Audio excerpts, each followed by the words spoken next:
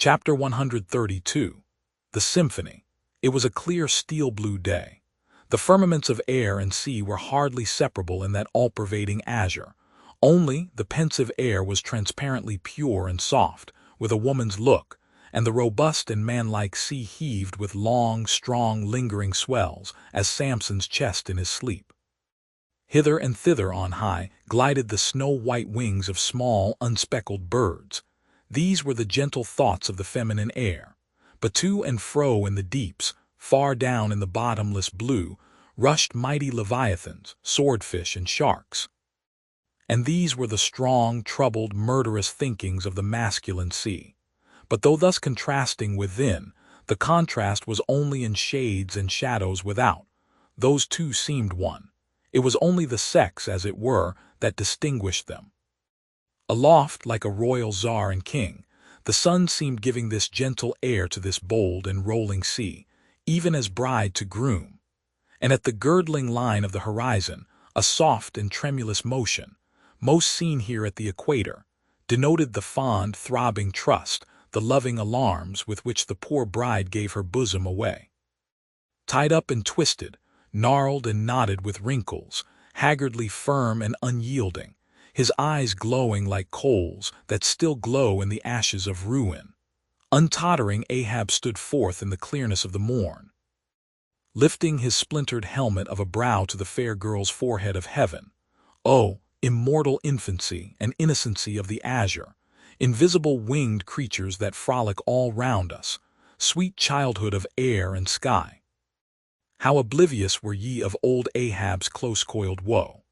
But so have I seen little Miriam and Martha, laughing-eyed elves, heedlessly gambol around their old sire, sporting with the circle of singed locks which grew on the marge of that burned-out crater of his brain.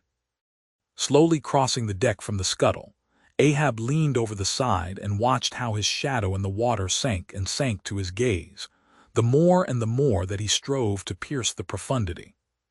But the lovely aromas in that enchanted air did at last seem to dispel, for a moment, the cankerous thing in his soul. That glad, happy air, that winsome sky, did at last stroke and caress him. The stepmother world, so long cruel, forbidding, now threw affectionate arms round his stubborn neck, and did seem to joyously sob over him, as if over one that, however wilful and erring, she could yet find it in her heart to save and to bless. From beneath his slouched hat Ahab dropped a tear into the sea, nor did all the Pacific contain such wealth as that one we drop. Starbuck saw the old man, saw him, how he heavily leaned over the side. And he seemed to hear in his own true heart the measureless sobbing that stole out of the center of the serenity around. Careful not to touch him or be noticed by him, he yet drew near to him and stood there. Ahab turned. "Starbuck." "Sir." "Oh, Starbuck, it is a mild, mild wind and a mild-looking sky. On such a day, very much such a sweetness as this, I struck my first whale, a boy harpooner of 18, 40 years ago. 40 years of continual whaling, 40 years of privation and peril and storm time, 40 years on the pitiless sea. For 40 years has Ahab forsaken the peaceful land, for 40 years to make war on the horrors of the deep. Aye, and yes, Starbuck, out of those 40 years I have not spent 3 ashore. When I think of this life I have led, the desolation of solitude it has been, the masoned, walled town of a captain's exclusiveness, which admits but small entrance to any sympathy from the green country without, oh, weariness! Heaviness, Guinea Coast slavery of solitary command, when I think of all this.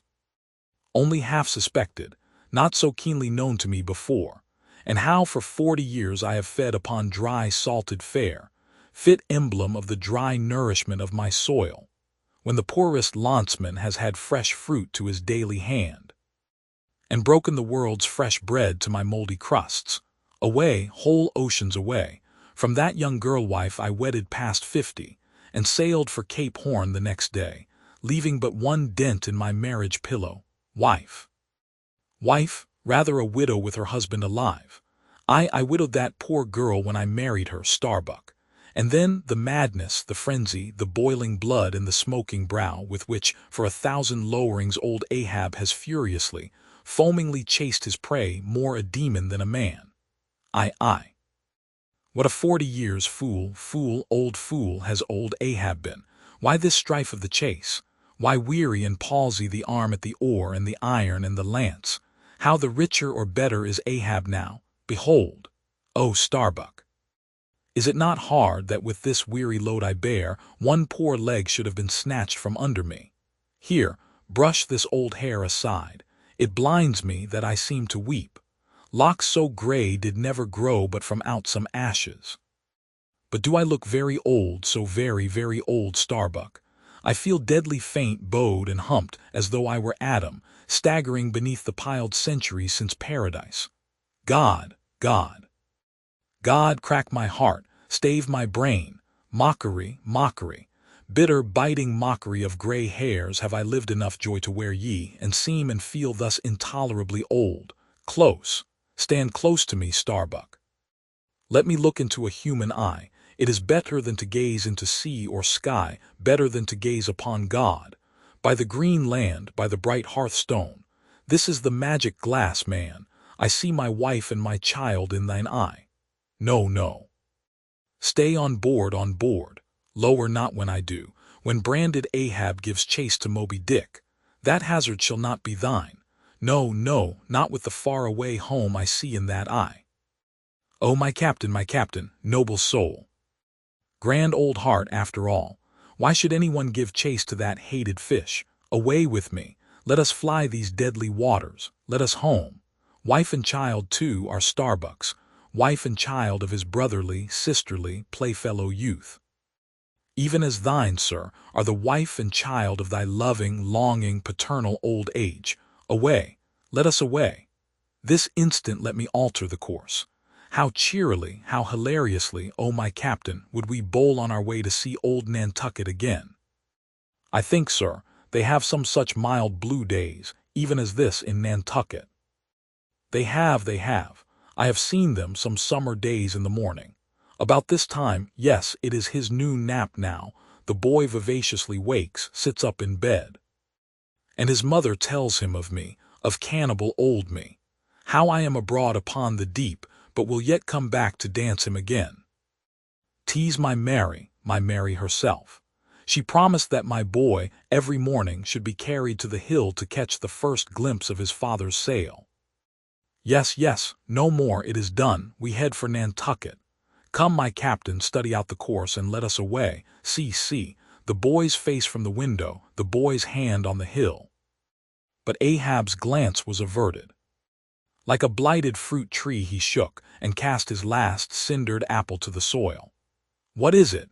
What nameless, inscrutable, unearthly thing is it? What cozening, hidden lord and master and cruel, remorseless emperor commands me? That against all natural lovings and longings, I so keep pushing and crowding and jamming myself on all the time, recklessly making me ready to do what in my own proper, natural heart I durst not so much as dare. Is Ahab?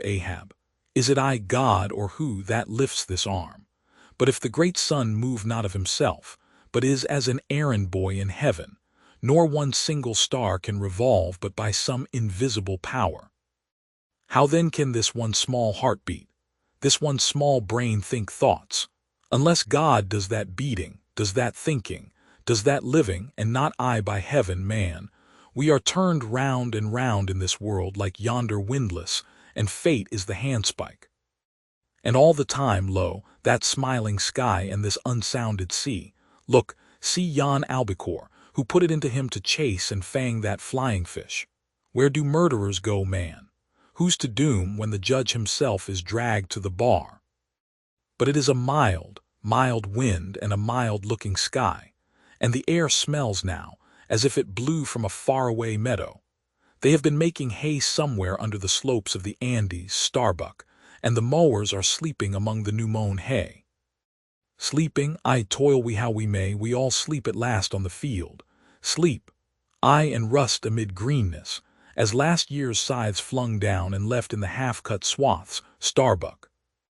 but blanched to corpse's hue with despair. The mate had stolen away. Ahab crossed the deck to gaze over on the other side, but started at two reflected, fixed eyes in the water there. Fedella was motionlessly leaning over the same rail.